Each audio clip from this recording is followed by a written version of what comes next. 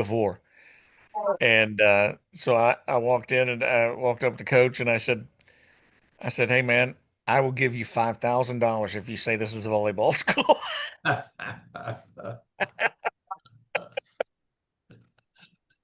That would be good.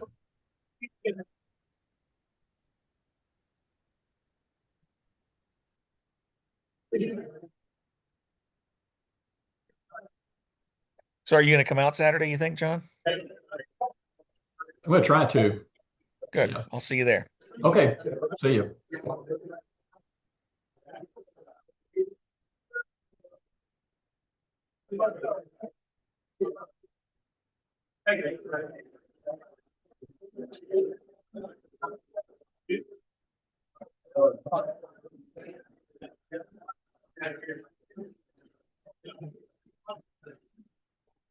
Well, welcome, Rotarians and guests, to the fourth meeting of the 110th year of the Rotary Club of Lexington. We're excited you're here today. We have a lot of guests, and we'd like for guests to become future Rotarians. So if you're interested in Rotary, we're getting ready to start a new class of Rotarians. Find me, Peggy, Marcus Cross after the meeting. We'd love for you to learn more about Rotary and become a member if you're so interested.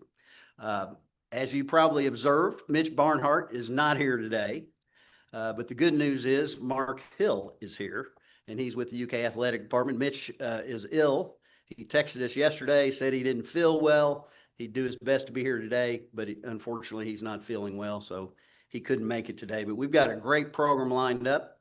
Glad that you all are here, and it's my honor to introduce Jenny Schnurr with our Moment for Inspiration, Pledge, and Four-Way Test. Come on, Jenny.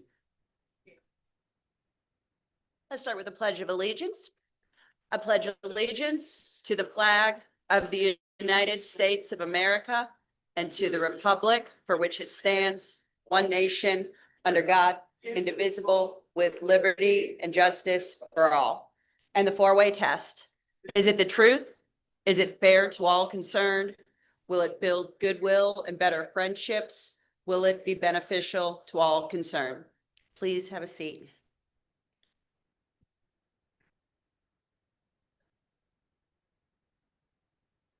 So this week, I unexpectedly found myself a little sidelined. One of my dogs thought that I would be a tastier breakfast than his food. And so while I was dealing with the physical pain, feeling a little bit disconnected from my daily rhythm, my work was piling up, I started thinking of this task of the inspiration I was supposed to give today. And I started thinking about athletics and athletes who also had faced setbacks, and the ways that they rise, they endure, and that this can mean something outside of just their stats. And it led me to think about what UK athletes may have experienced some type of injury. Two different inspiring Wildcats came to mind through my research. So the first was Andrew Carr, a forward on last year's men's basketball team. He had been battling a nagging back injury that surfaced in January, and at times he couldn't even sit down on the bench during timeouts. But he kept fighting. He missed only one game, and he gradually increased his minutes, even playing 23 minutes against Ole Miss without any setbacks. By March in the NCAA tournament, he delivered a stellar performance, and he proved he was back at full strength. There's another story about Kerr Kriisa, who was a veteran point guard from Estonia who played with Kentucky. He played just 9 games before suffering a season-ending injury in December, which caused him to need surgery. Even off the court, he remained engaged with the team. He was uplifting his teammates, cheering them on, sharing encouragement, and reminding us that presence matters even when the performance wasn't possible. Injury doesn't always erase identity, it reframes our role. Like Andrew and Kerr, my injury may slow me down, but I'm still here. I can contribute, I can empathize, and I can work with a purpose. That's the real game, how we show up, even when we're not at our best. If you only have 40% and you give 40%, you are giving 100% of what you have to give. And it seems particularly relevant today as we welcome Marc Hill. On behalf of Mitch Barnhart, Mitch was not able to make it here with us today. And maybe the lesson is this: when someone can't be in the game, whether due to injury, illness, or other circumstances, it's the team that steps in to carry the mission forward.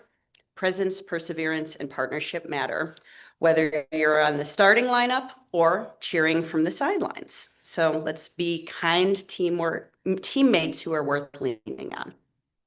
Thank you.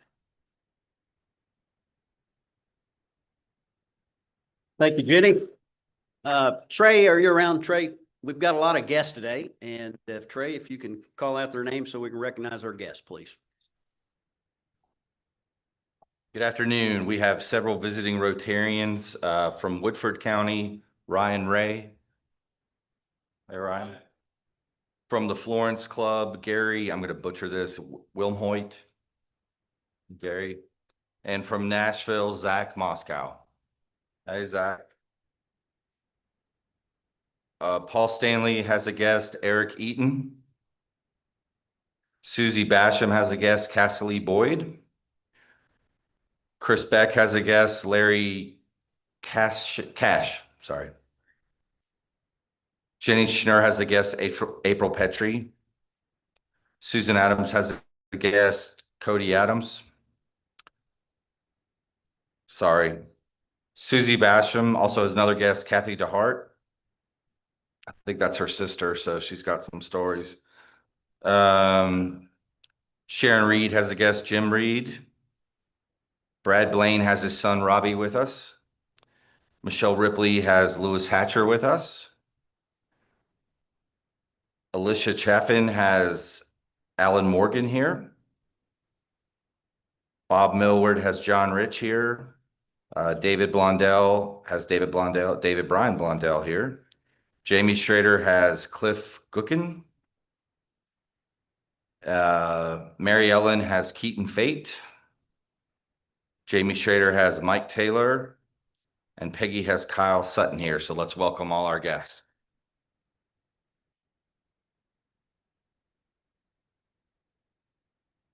Okay. Let's bring up the pit boss. Here we go. What are we looking for today, Kevin? Queen of Spades. Why don't you let Mark pick? Is that okay? Can you draw? We'll let you draw. 2 tickets. How much is in pot, Kevin? $975. $975. You're gonna have to take your glasses. I can't see either. Problem. Okay, how about 615? 615, last 3 digits. 615. All right, Kent.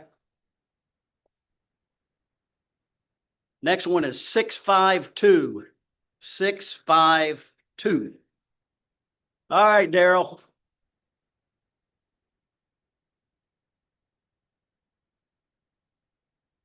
Queen of Spades, non-winner. Ace of Spades. Okay, you're getting it.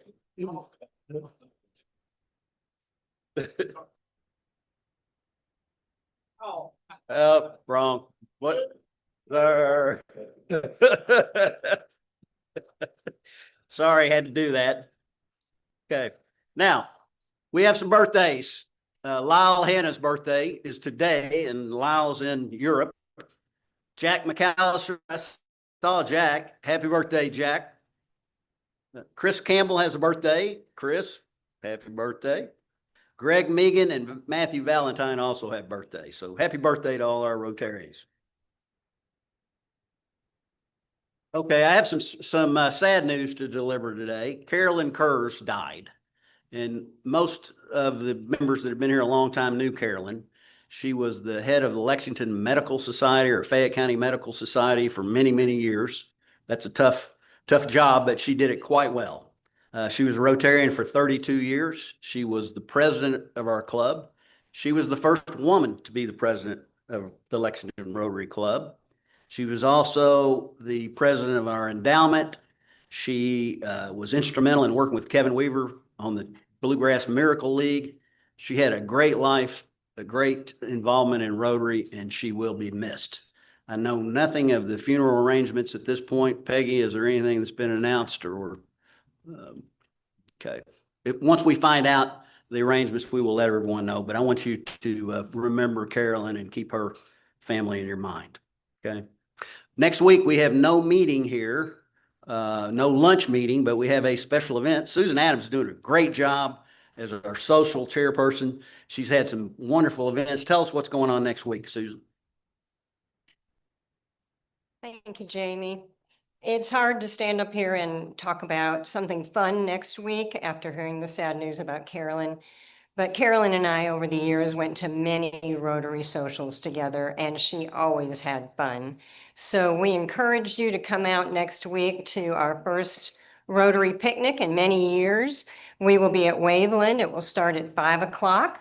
And two of the reasons people love going to a picnic is one, to relax and socialize with friends and others that they've just met. And the other is food. So we hope that you will bring your favorite pass-around dish, whether it be an appetizer, a side, a salad, or a dessert. It's your choice. The club will provide Blue Door Smokehouse Barbecue, both pulled pork and pulled chicken. We'll have iced tea and lemonade. If you would like any other drinks, you are welcome to bring them. At 6:30, we will have a tour of Waveland that, thanks to Eric Brooks, is at no charge to us. And if you've already had the tour, you're welcome to just stay at the picnic. It'll be over at the Waveland Barn. So we encourage you to go ahead and scan that QR code on your tables. That same QR code will take you into all three of the socials you see advertised on your tables. So I hope to see you next week. Thank you. Thank you, Susan. Some of our off-site meetings and social activities have been very popular, and we've got another one coming up in November 20th. This will be really interesting, fun, and different. Jake Graves, I think I saw Jake here. Jake has, yes, thank you. Thank you, Jake. He's made arrangements for us to have a tour and a lunch at the Bluegrass Stockyards. I don't know if you've ever seen the state-of-the-art facility. It's quite interesting. And I know we'll have a great turnout for November 20th. More news to follow on that in the coming weeks. One thing on the Waveland, just to remind you all, that's for spouses, significant others, friends, future Rotarians, kids. It's going to be a fun day with the picnic. Now, we have one special presentation that I want to have right now with Dale Gray. Dale is a member of the technical advisors of the Rotary Foundation, and he's going to tell us just a little bit quickly about a project our club's been involved with. Please welcome Dale Gray. Thank you. Thank you, President Jamie. My name is Dale Gray. I work for the Rotary Foundation. All of you that donate to this, you appreciate that we try to make sure the money is being spent extremely well and provides the benefits that Rotary focuses on. Our motto for all of the guests that are here is service above self. And this club is doing a phenomenal job with a great project that's over in Leslie County, over in the coal country in Eastern Kentucky. It's $172,000, so it's a substantial effort that's bringing water and sanitation to extremely poor people. Over 1/3 of the children don't get enough food and water. Almost 2/3 of the community are living in poverty.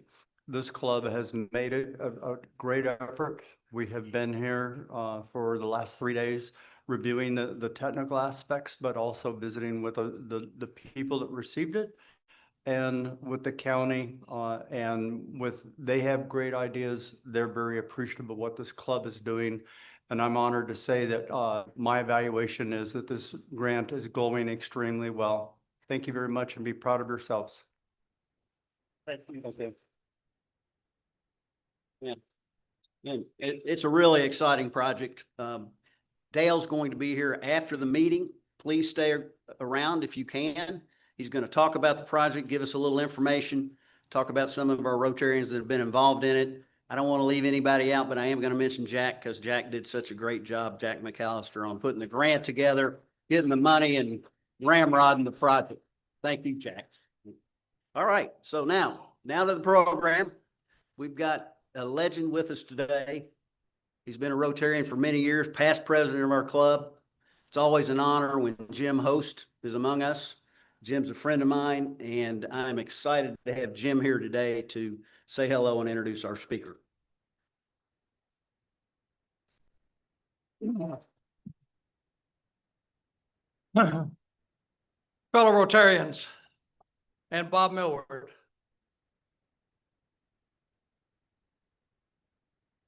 I am pleased to be here. I was prepared to introduce Mitch Barnhart today. I want to give you a little background on Mitch. I've known Mitch since he was at Tennessee when we had to handle all multimedia rights for Tennessee, and he was handling marketing for Tennessee. Then he became AD at Oregon State, and on a March day of 2002, he called me on my private line. And nobody called me on my private line other than my wife, the governor, the mayor, and so on. And his brother, Eric, worked for me as head of our publishing section, doing all NCAA programs and various college programs we did. And so I picked the phone up, and this is about 10 minutes after I heard that Larry Ivy had resigned as the AD at UK. And he said, Jim, this is Mitch. And I'm thinking, Mitch McConnell? And Mitch Barnhart. Hey, Mitch, you're doing a great job at Oregon State. He said, I want to be the AD at Kentucky. And I said, you know what? You'd make a good move because you understand the SEC. And I'm going to send a note to Lee Todd, which I did. Never heard back until the day before he was announced, and Lee called me and said, I've hired Mitch Barnhart as the AD. And I said, that's a great choice. He is today the second longest tenured Division I athletic director in the country, next to Joe Castiglione of Oklahoma, who's just retired. He's in his 24th year at UK. He is the dean of all ADs of the SEC and is the chair since 2017 of the ADs. He has produced 7 athletic directors that are top flight athletic directors in the country. The athletic director at Oregon, Rob Mullins, the athletic director at Florida, Scott Strickland, the athletic director at Auburn, John Cohen, and on and on. But here's the one thing that I take away about Mitch. When Dr. Capilouto became the president of UK, 2 weeks after he was here, I didn't know Dr. Capilouto. And he called me on the phone. He said, Jim, this is Eli Capilouto. I said, yes, sir. I know who you are. And he said, I'd like for you to come see me. I'm glad to. So I went into his office at UK in the administration building, and he said, I've got one question to ask you. Everybody tells me you need to tell me. Tell me about Mitch Barnhart. And I said, here's one thing you can go to the bank on. There is not one person that cares more about student athletes at this university than he does. He knows every single student athlete. He knows all their families. And he said, you know what? I walked across the campus with him last week, and he was introducing me to these kids all the way through. And I said, here's the other thing you need to know. There's no person that's more dedicated family person than he is. He's got 6 grandchildren and 3 children. And I said, that's what you need to know about this guy. That's what you need to know about the values that he exemplifies. And Mark Hill is a classic example of the caliber of people that he has that work for him as a deputy. Thing you need to know about Mark Hill that will resonate with all of you is he played football at Iowa Wesleyan for Hal Mummy and Mike Leach. For those of you who know those years of Hal Mummy being the coach here, you know how exciting that it was with the air raid. The other thing that he doesn't know that I know is that he was close to Lute Olson.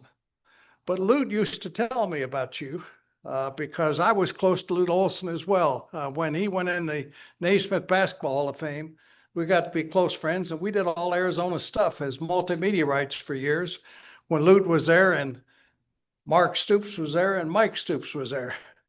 So the Deputy Director of Athletics at UK is top flight in his own, and I predict to you soon he will be another one that Mitch has created that will be a great AD across the country.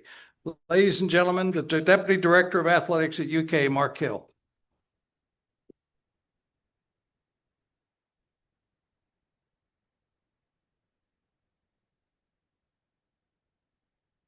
Well, thank you, Jamie, and thank you, Jim.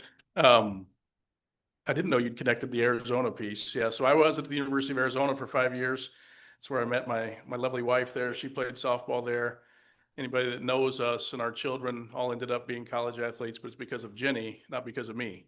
Notice I played football at Iowa Wesleyan College, and she played softball at Arizona and won championships and all that. So good days, good memories. And yes, I didn't come here when Coach Mummy first came here. I came a couple of years later, but been fortunate to stay. And to be quite honest, Jenny and I have made conscious decisions to stay many times. We've had, we'll just call it multiple opportunities to leave for athletic director jobs, like Mr. Host indicated. A lot of my colleagues have left and taken AD jobs at small or large schools, depending on the case. You did leave out Greg Byrne at Alabama, which is perfect. Greg will appreciate that. That's exactly right. I understand. But we've purposely decided to stay here. Our kids are all grown. They're all married. We actually have 3 grandkids of our own, and Lexington's home for us. And I hope at some point someday, Mr. Capilouto is calling you to ask about me at some point. So we'll see. We'll see how it goes. I've had the opportunity to speak at Rotary clubs throughout the state, much smaller counties, and I'm finally getting called up to the big leagues. But Mr. Barnhart, he and I talked yesterday a couple of times. He wasn't feeling great. He was feeling awful 2 days ago. And then when he called this morning, I assumed I was probably going to be coming over here. So that's totally fine. It's great to be with you. It's always good to hear about the mission of life and the mission of Rotarians and how that matches up with what we're trying to do with UK athletics. And some of you I recognize, and I've seen you around at various events, and most of you probably don't know who I am and have never heard of me. That said, when you guys talked in the beginning about presence, perseverance, and partnerships, that's really what college athletics is about. And we're in the business of higher education and getting young people to become great old people, to become employable humans that can support a family. And that gets lost really in a lot of what's going on in college athletics today, which we'll dive more into some of that here in a few minutes. But it's become such a big business, especially in the Southeastern Conference, that I think that is lost. And to Mr. Host's point, that's what makes Mitch great. And that's probably what's led to those that have left to take other jobs, made them great where they are and what they're doing, is because the student athlete really is our most valuable resource, even though all you hear about is the dollars that are changing hands and wins and losses and things like that. But I think if we ever lose that piece of the student athlete first, it's going to be much, much different. And hopefully it's well beyond my career, because I don't think that's why I would want to be in it, because the student athletes are really the best part of the whole thing, getting to spend time with them. The Bluegrass Miracle League was talked about, and I was doing some reading last night in anticipation that I might be here. I didn't know much about the Lexington Rotary group. But that field, my kids all played Little League ball out at Shiloh Park. And those of you that might have been involved in creating the Miracle League out there was and is a phenomenal thing for the community to see those that might be underprivileged or not as blessed as others to be able to play ball. But I think the unintended consequence is the amount of kids that are out there just playing pickup ball games on that field when it's not in use by the Miracle League is really amazing, because we've lost that in the world today. It's just kids having good, wholesome fun. And I think you need to know that that's also a huge blessing because of you, is to get kids doing things like that on their own. You mentioned a couple of guys that, so I, as the deputy athletic director, people say, well, what do you do all day long? And my quick answer is whatever Mitch tells me to. But I oversee football and basketball daily, as well as other areas of our department. And so it's quite a large task. And there's not many people in the country that actually oversee both football and basketball, but we're at a point in our lives where our kids are growing out of the house and I've got the time to dedicate to it. But you mentioned Andrew Carr and Kirk Carissa and how they were fabulous teammates as they went through some adversity. But that's the beauty of sports. That's what it teaches you that's hard to get in the classroom. That's why companies come in and meet with our student athletes every year in the spring to hire student athletes to take spots in their companies, because they're very used to overcoming adversity, failing and getting up and having to go again. And that's what sports is all about. But those two men are just two examples of many. I could go back. So you guys, when he said Mitch has been here 24 years, I've actually been here 27 years. I was here a couple of years before Mitch in a much different role at the time. But over those years, watching guys overcome and girls overcome adversity has really been amazing.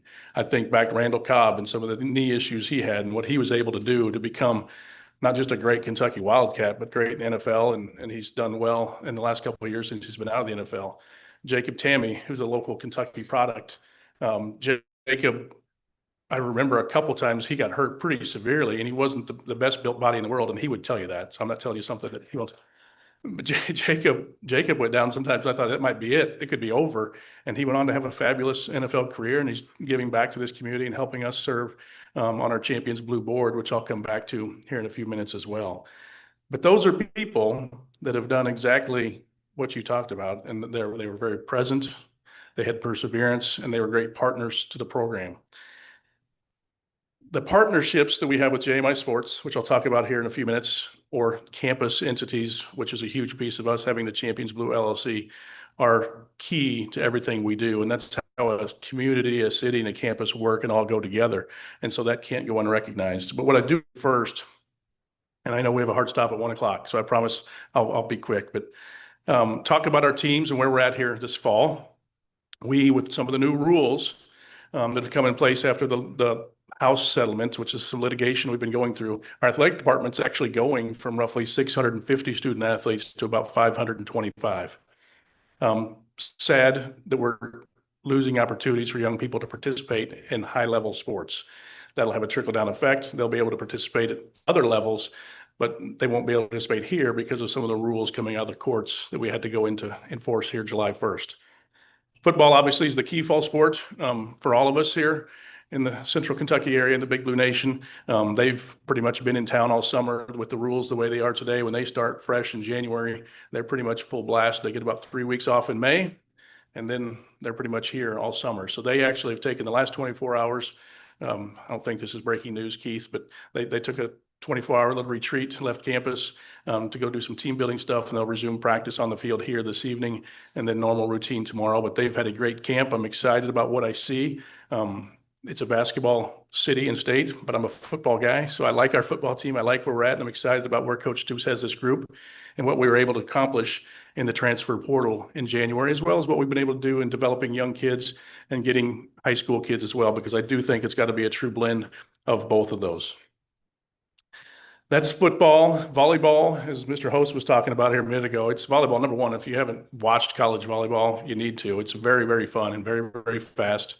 And if you have not been to the renovated historic Memorial Coliseum, you also need to try to do that. It's an amazing venue for the four sports that compete there. Volleyball, women's basketball, gymnastics, and now our stunt team is there also. That's the perfect venue, the perfect setting, 6,500 to 7,000 seats, depending on the sport, to really get the place rocking. And I know Kenny Brooks himself, actually, we have the opportunity to play a few women's games that are up, and he doesn't want to because he thinks the home court advantage at Memorial is so good. So we're going to continue that practice as well. But volleyball is predicted to be a top 3 or 4 team again this year, and hopefully they make another run, and it'd be fun to celebrate another national championship with them. Their first national championship was kind of during the COVID time, and we probably didn't get to celebrate as much as we all would have loved to. So they're off to a good start. The soccer teams, women's soccer has their first, Larry, he works with us, their first real competitions tonight. They've had a couple exhibitions, so they'll be on the pitch this evening over at the Bell Soccer Complex on the south side of campus. Men's soccer, I think their first official ball game match is Monday or Tuesday, and then cross country starts up here in a couple weeks. So it's all back in full swing. You know, people say when's the slow time for us in athletics? It used to be May and June, depending on how baseball and softball did, but it's become much more year-round and much more full-time. Then the big nuggets of where are we at in UK athletics, and why did we decide to push and form a new corporation of sorts?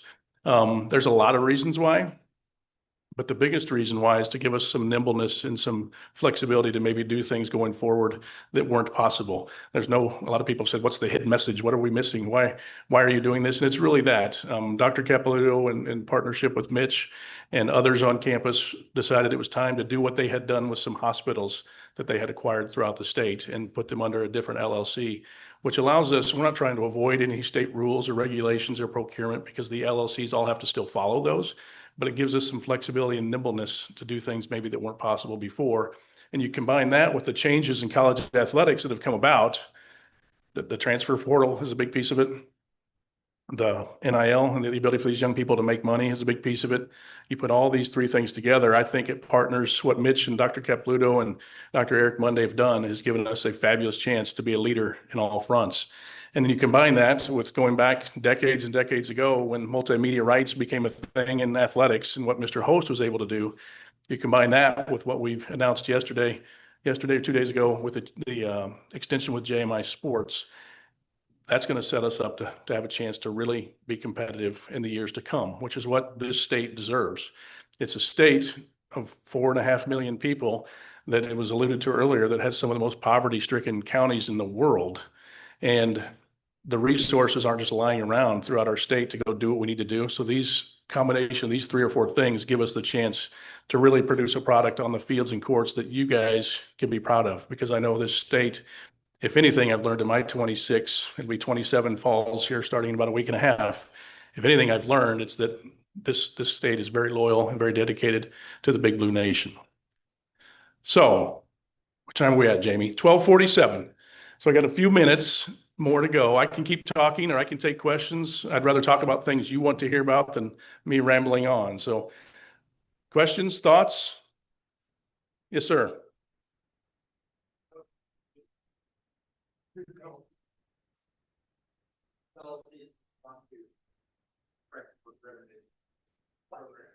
What's going to happen to transparency?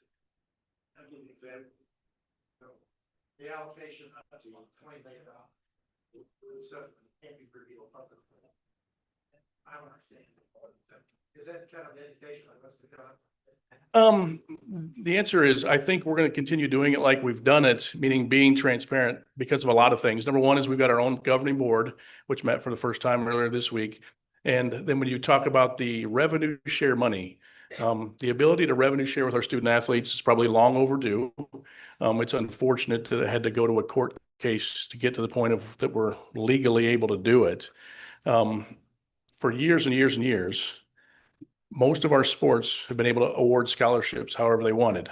So I might give this gentleman 50% scholarship. She might get 40%. Larry's no good. He gets 10%, and so on and so forth.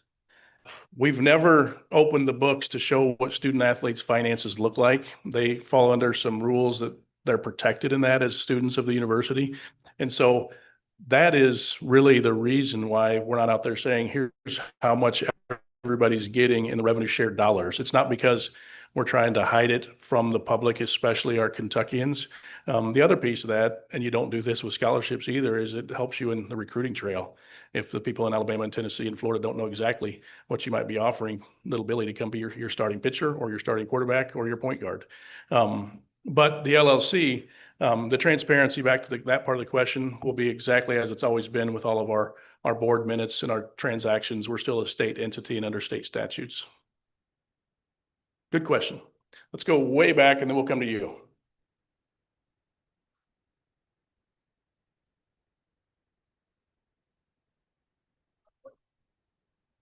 That's beyond just the $465 billion money if everybody wants to be an ideal. Yeah, so, and I didn't repeat the question like Jim asked me to, so I apologize. So I'll repeat the question. The question is about the new BBN United initiative, the new deal with JMI Sports, which the number is estimated to be in the $465 to $475 million. And why is it necessary? I'm paraphrasing your question a little bit. Let's go with the BBN United piece first.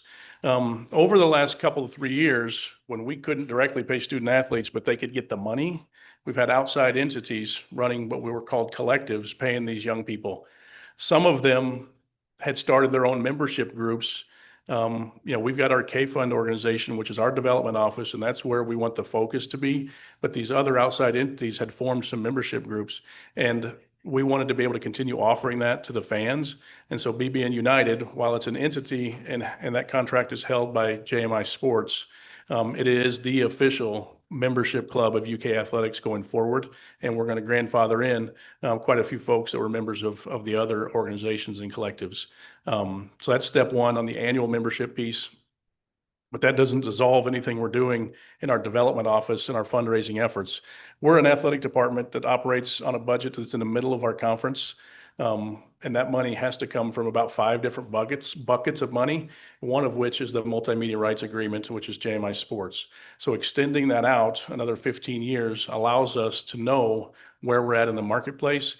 And to be honest, to the credit of the leadership of JMI Sports, the revenue sharing is much, much more to our favor than it ever was before because of what this brand means to people and the amount of money people are using to buy things off the shelf or advertisement or sponsorships. So they came to us 10 and a half, 12 years ago to be our multimedia rights partner, and they took a leap of faith on us then, and they're taking another leap of faith now that the market will continue doing what it's doing. So it's critical for our overall financial success.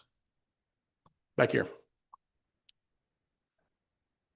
As a place of LA funding that the Power Five conferences will have more say in the NCAA. You speak of what some of those changes are and any they might have an effect on. I definitely will, knowing that we're live streamed and Keith is back here with the LEX. So, yes, the NCAA, which is the regulatory group of college athletics for years and years and years, all levels of college athletics, has made some changes that in the end should benefit us in the Power Five or Power Four conferences. Before, for years and years and years, the committees would be made up of members of all NCAA memberships. So you might have people from EKU, Western, and UK all in the room voting on the same concepts and same principles, knowing that it affects us way differently than it might affect our friends over in Richmond at EKU. So they've really made changes to allow us to all be able to govern our own like conferences and teams in a way that would be uplifting to us, but also helps them not have to follow some of the hard rules that we're trying to put in place as Power Five schools. So the other piece of that with the NCAA and the House settlement is there's now a new enforcement group. The College Sports Commission, CSC, is now the enforcement arm of college athletics. That's my timer, Jim. I told you. The NCAA enforcement had gotten to where they were having trouble keeping up with the amount of cases out there with infractions and people not doing things the right way. So they've totally removed that piece from the NCAA, and that's now in the hands of the CSC, which is a big piece as well. So they dissolved, it's in like the 150 range of bylaws in the NCAA rule book that went away because they now are sitting in the hands of the CSC group. Other questions? Yes, sir.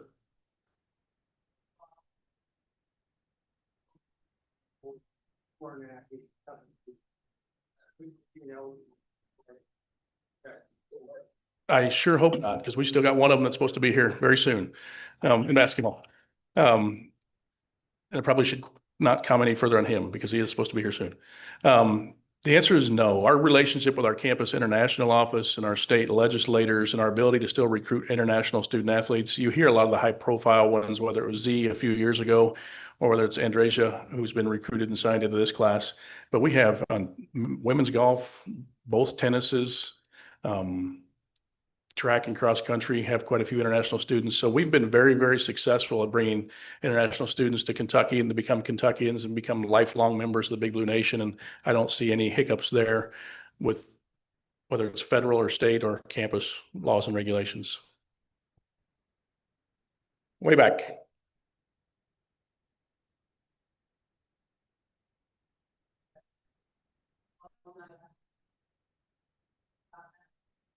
I didn't fully hear the question. Champions Blue has started, and how does it affect alumni athletes?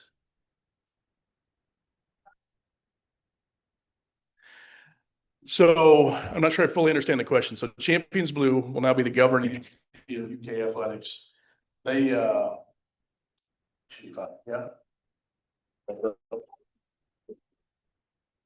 Champions Blue, like anytime, we welcome all of our alumni to come back and be involved. Jacob Tammy happens to be an alumnus who is on the board of Champions Blue.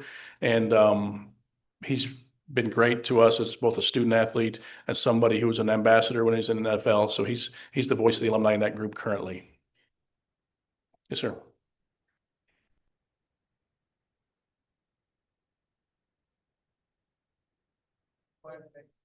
Is there any limit to what a college athlete can be paid in any way, shape, or form? The answer is yes. But can I give you a hard number? No. And here's why. We know that as UK Athletics in the Southeastern Conference, we can revenue share up to a certain dollar amount, which is $25 million. But then we're giving out new scholarships, so that number is $18 million. We know that number is capped and set by the lawsuit. That's not new money that somebody has given us. That's money we've had to move around the house to be able to allocate out to the student athletes. And again, we've been making a lot of hay off them for years, so I think that's totally fine.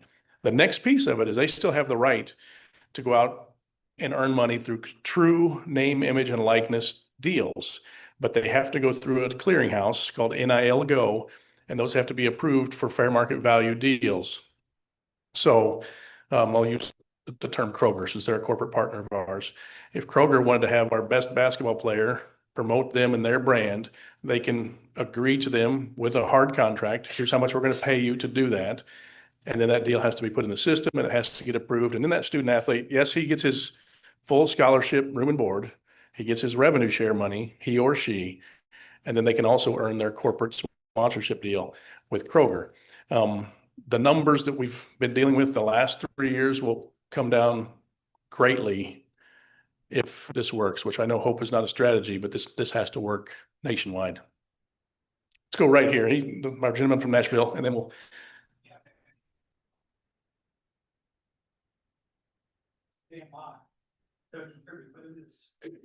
Landscape should be fenced, right? Is there enough sense of comfort or comfortability with that department? Do you think that really tumultuous times are over into this future statement? Yeah. Next question. I don't think the tumultuous times are ever over, right? Whether you're a believer or not, we're all going to have tough times in our lives and our workplaces. So we'd be foolish to think the tough times are over in college sports. The partnership with JMI Sports is one that gives us the mobility because of the revenue share piece, which we're getting a much larger chunk than they're getting in the revenue share piece. So as their ability to make money goes up, obviously ours does too. So the estimates out there in the 450, 60 million range is all based off marketplace value and what we think it's going to do going forward. But we felt it was critical for us to make sure we had a partner going forward long-term to make decisions as we're moving throughout this state and pushing our teams throughout this state. We've been able to have 23 sports here the last 3 or 4 years, and we would like to continue having 23 sports here and not have to take opportunities away. And that gave us some financial steadiness that was important. Let's go with the one more question, then I know we got to go.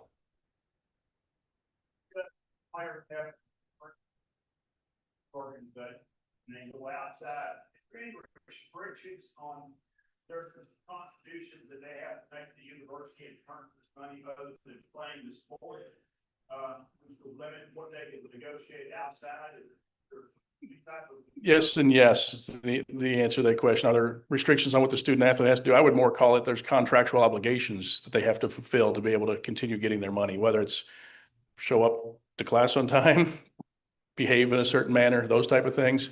And to be honest, in the last couple of years, we've had fewer off the field and court problems than we've had before because we probably have more leverage than we had before. On behalf of Mitch, thank you all very, very much. I appreciate being here. I'll stick around if you need me.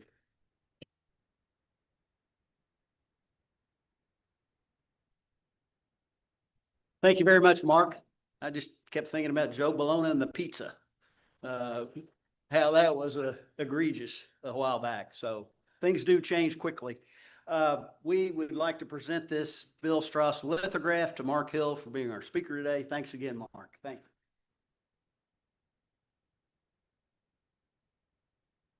Don't forget, Dale's going to be around to tell us about that exciting project in Floyd County and the great things that are happening there. Leslie County, I'm sorry. Same area, wrong county. But anyway, stay around after the meeting. Do not come here next week at noon. You'll be by yourself if you